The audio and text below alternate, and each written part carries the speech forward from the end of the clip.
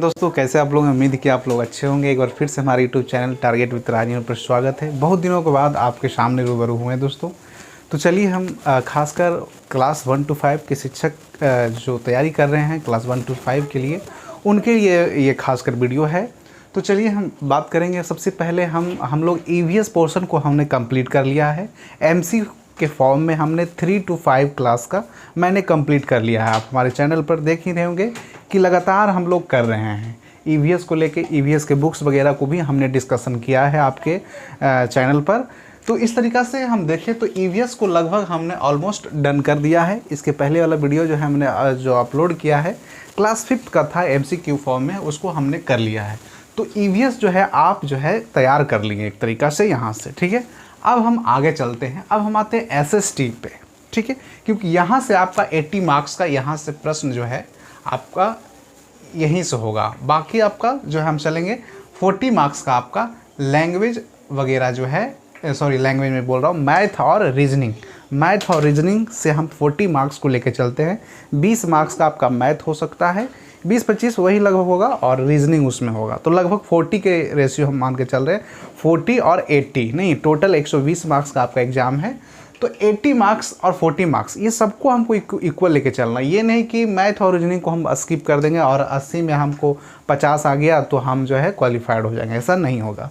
तो देखिए अब हम आते हैं एसएसटी पर। तो एसएसटी जो है इसमें आपको पढ़ना क्या क्या ये तो आप जान ही रहे होंगे। अगर आप 6, 7, 8, 9, 10 में पढ़े होंगे नहीं तो आपको अच्छा से आप पढ़ा भी रहे होंगे।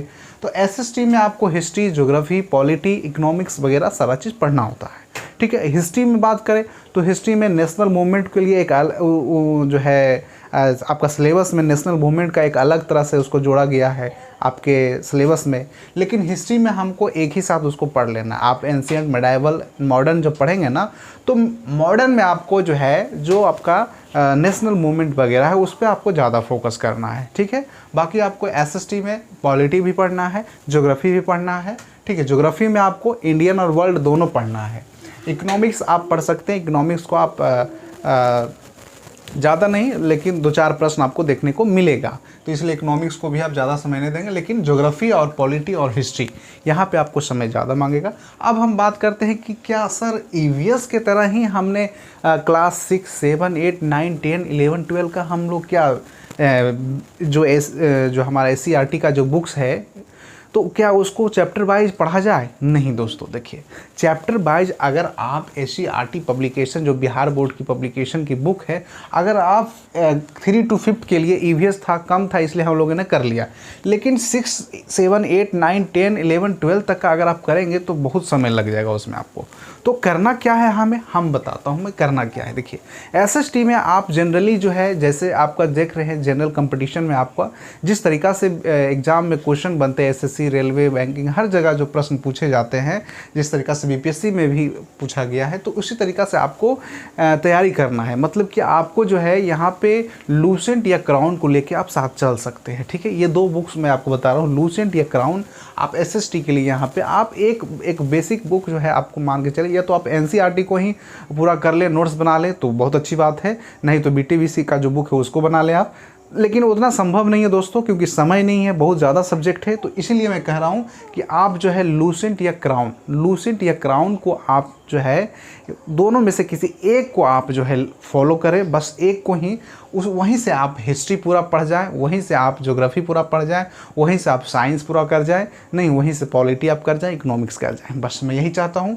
और संभव नहीं है कि हर चैप्टर को 6 से लेकर 12 तक का चैप्टर को, हर चैप्टर को आपके सामने वीडियो लाकर उसको डिस्कशन कराया जाए, क्योंकि देखिए उसमें जो है एक तरीक़ा से क्लास 6 में अगर हम सौर मंडल की पढ़े तो छोटा सा उसका रूप है, फिर 7 में उससे बड़ा थोड़ा सा उसका अलग एग्जीरेट किया गया है, फिर 8, 9, 10 में अलग अलग उसका तो है एक तरीक़ा से बढ़ाया गया है लेवल को। तो इसलिए हम एक ही बार पूरा तरीक़ा से अच्छे लेवल पर क्यों ना पढ़ लें। हम अगर हम ग्रह के बारे में पढ़ रहे हैं, सौर मंडल के बारे में पढ़ रहे हैं हम, या फिर नदियाँ के बारे में पढ़े तो एक बार पूरा नदियाँ के बारे में पढ़ लेंगे, ठीक है। तो उसी तरीक़ा से आपको पढ़ना, ये नहीं कि आप 6, 7, 8, 9, 10, 11, 12 सबका बुक आप पढ़ रहे हैं, उसमें समय ज़्यादा लगेगा। तो इसलिए आपको ऐसा ही करना है। साइंस में आप मैं बता दूँ, साइंस के लिए आपको जो है लूसेंट या क्राउन दोनों में से कोई एक आप इसको भी साइंस के लिए भी फॉलो कर सकते हैं, या तो फिर आप एक्स्ट्रा अगर आपके पास समय है तो आप घटना चक्र को जो है, आप घटना चक्र का जो आपका बुक आता है उसको आप जो है रख सकते हैं एमसीक्यू फॉर्म में, वहाँ से आप बना सकते हैं। ठीक है, ऑब्जेक्टिव के लिए आपको मैं अपने चैनल पे आपको मैं करवाऊंगा एसएसटी वगैरह जो आपका है, उसके लिए मैं आपको एसएसटी जो बीटीबीसी का है वहाँ उसका जो है कुछ क्वेश्चन मैं आपको 12 तक का मैं लेकर आऊँगा और उसको मैं आपको करवाऊँगा। ठीक है, चलिए करेंट के लिए हम आते हैं। करेंट देखिए, करेंट में आपको बस एक ही बुक फॉलो करना है और वो है हमारा स्पीडी है दोस्तों। स्पीडी का जो एमसीक्यू फॉर्मेट होता है, जो एमसीक्यू जो आपका लगभग 500 से लेकर 600 700 800 प्रश्न पीछे एमसीक्यू तरह ऑब्जेक्टिव में बने पीछे आपका दिया हुआ प्रैक्टिस सेट की तरह ही, तो उसको आपको पूरा बना जाना है। अगर आप 1000 क्वेश्चन अगर आप 6 महीने का 6 मंथ तक आप अगर तैयार कर लेते हैं, 6 मंथ तक का आप अगर तैयारी कर लेते हैं, जनवरी से लेके आप जुलाई तक का आपको कर लेना है। जनवरी से लेके जुलाई तक 6-7 महीना का अगर आप कर लेते हैं तो सारा आपका करंट यहाँ से आपका हो जाएगा। ठीक है, तो लगभग 1000-1500 क्वेश्चन आपको प्रैक्टिस कर लेना है करंट का। बाकी तो मैं बता ही रहा हूँ कि आपको 80% जो है वो आपको क्या करना है, 80% आपको प्रैक्टिस करना है। सारे जो सेट्स वगैरह है सबको बनाना है। एक दिन में कम से कम 3 सेट बनाइए, तभी जाके आप जो है अच्छा कर पाएंगे एग्जामिनेशन में। ठीक है, चलिए आगे चलते हैं। मैथ के लिए हम आते हैं। ये हमारा 80 मार्क्स का हो गया। 80 मार्क्स आपका जो है यहाँ जो है पेपर 2 में आपको जो है ईवीएस, एसएसटी, साइंस, करंट जोड़कर 80 मार्क्स यहाँ से पूछा जाएगा। बाकी अगर हम बात करें तो 40 मार्क्स आपका मैथ और रीजनिंग से रह सकता है।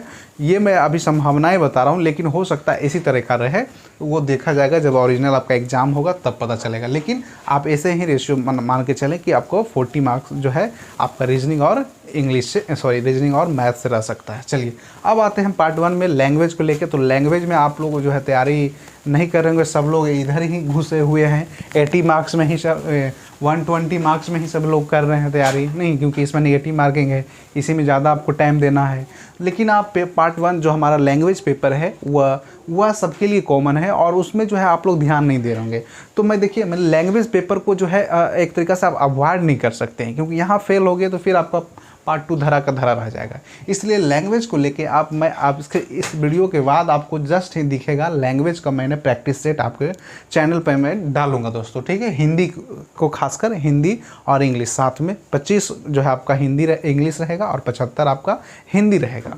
तो इस तरीक़ा से टोटल 100 मार्क्स का आपको यहाँ पे आपको सारे प्रत्यय, संधि, क्रिया विशेषण वगैरह जो भी है मैंने टॉपिक बता रखा है पहले भी, हिंदी में आपको वो सारी चीज़ें को कर लेना है। ग्रामर में noun, pronoun, preposition, verb, adjective जो है आपका सारा चीज़ जो है वो आपको कर लेना है। ठीक है, तो इस तरीक़ा से एक छोटा सा मैं वीडियो आपको मैं लेकर आया कि बीपीएससी जो टीचर रिक्रूटमेंट एग्ज़ाम जो 2023 जो आपका अगस्त में प्रस्तावित है, 19 और 20 और 26-27 शायद है डेट, तो उस डेट में आपका एग्ज़ाम प्रस्तावित है और उस डेट में जो है एग्ज़ाम हो जाएगा दोस्तों। आप ये एक तरीक़ा से आप ये सोचें ना कि एग्ज़ामिनेशन आगे बढ़ेगा, डेट आगे बढ़ेगा, ऐसा नहीं होगा। आपको सबके लिए समय बराबर दिया गया, उसी समय में आपको सारा चीज़ें करना है।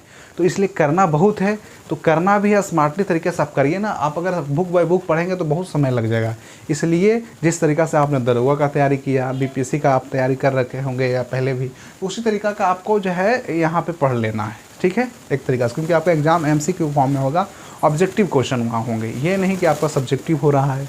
ठीक है, तो इसलिए मैं कह रहा हूँ आपको उसी तरीक़ा से फ्लो में बह जाना है। बाकी एसएसटी जो आपका है, एसएसटी जो एससीईआरटी या एनसीईआरटी जो फॉलो करना है उसको आपको जो है थोड़ा सा देखना है, बस बाकी सब सेम ही रह जाएगा। ईवीएस तो मैंने करा ही रखा है, बस एनसीईआरटी बेस्ड जो है एक तरीक़ा से एसएसटी के लिए कुछ मैं चैप्टर लेकर आऊँगा और पूरा बीटीबीसी जितना भी है वो सारा उसको मैं लेकर आपको डिस्कस कर दूंगा एक ही वीडियो में। 1 घंटे का वीडियो आसपास होगा, उसमें मैं क्लियर कर दूंगा। चलिए, वीडियो ज़्यादा बड़ा हो रहा है।